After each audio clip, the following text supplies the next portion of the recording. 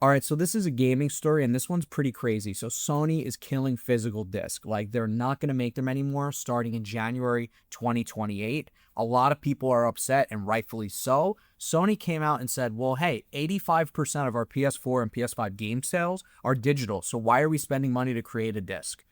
People are very upset because when you don't own physical media, if you don't have the disc, you really don't have ownership of whatever you bought.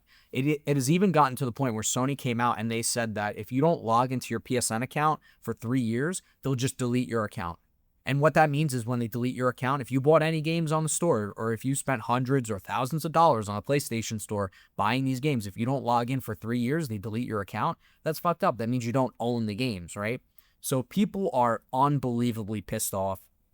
And this has come out after GTA 6 was confirmed to be digital only and GameStop closed 1,300 stores in the past 2 years.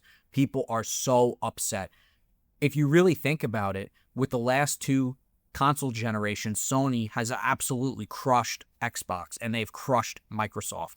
The PS4 outsold the Xbox One and the PS5 outsold all the Xbox Series S and Series X. So Sony is sitting in a spot where they think they're king shit. They think they're untouchable. This is a great opportunity for Microsoft to come in and say, hey, no, we're still going to make physical disc.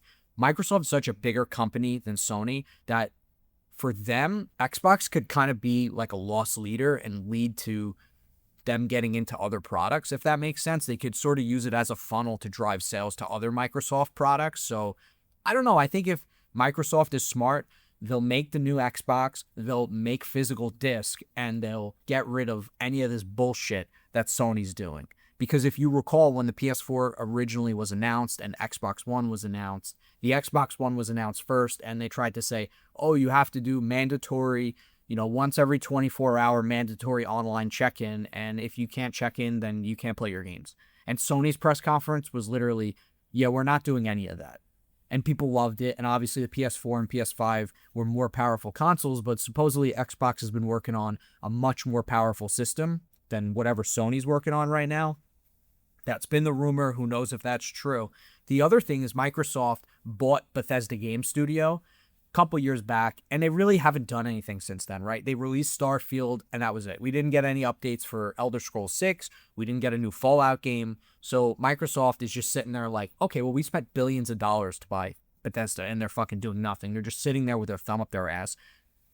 Elder Scrolls 6 probably isn't coming out for like 2 or 3 years, which is ridiculous considering how far out they announced it. I think at this point they announced it at least 5 or 6 years ago. So fucking getting a game 9 years after it's announced is fucking insane, right?